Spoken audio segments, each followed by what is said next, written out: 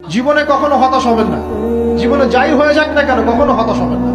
মনে রাখবেন আল্লাহ আপনার রব, আল্লাহ আপনার সাথে আছেন ইনশাআল্লাহ। এই সমাজ আপনাকে যেভাবে শেখায়, কিভাবে শেখায়, এই যে স্কুল, কলেজ, ইউনিভার্সিটি, চাকরি, বিয়ে, সন্তান প্রতিপালন, আর তারপর ইন্না লিল্লাহি ওয়া ইন্না ইলাইহি রাজিউন, এই তো শেখায় নাকি? সবসময় মনে রাখবেন যে আল্লাহ রাব্বুল আলামিনের পরিকল্পনাই আপনার উপরে সবচেয়ে বেশি অগ্রাধিকার যোগ্য, সমাজের পরিকল্পনা নয়। পরিবার আপনাকে চাপ দিচ্ছে, চাকরি পাস না, পড়াশোনা করিস না, পড়াশোনায় কেন তুই 80 নম্বর পাইলি না, কেন চান্স পেলি না, কবে চাকরি পাবি, কবে আমাদেরকে দেখবি, খাওয়াবি, পড়াবি, এই যে চাপগুলো চারপাশ থেকে আসে কিনা? এতে করে অনেক যুবক দেখা যায় মাদকাসক্ত হয়, অনেকে দেখা যায় আত্মহত্যা করছে, ইদানিং করছে কিনা ভাই?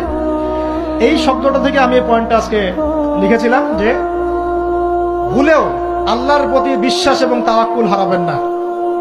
সমাজ যেভাবে শেখায়, সমাজ চারপাশে যে চাপ আপনাকে দিচ্ছে, এই চাপে নিজে গা ভাসিয়ে দিবেন না। আপনি আল্লাহর কাছে দোয়া করবেন, আল্লাহর কাছে পথ চেয়ে নিবেন এবং আল্লাহর প্রতি তাওয়াক্কুল ভরসা করবেন। কখনো আত্মহত্যার পথ বেছে নিবেন।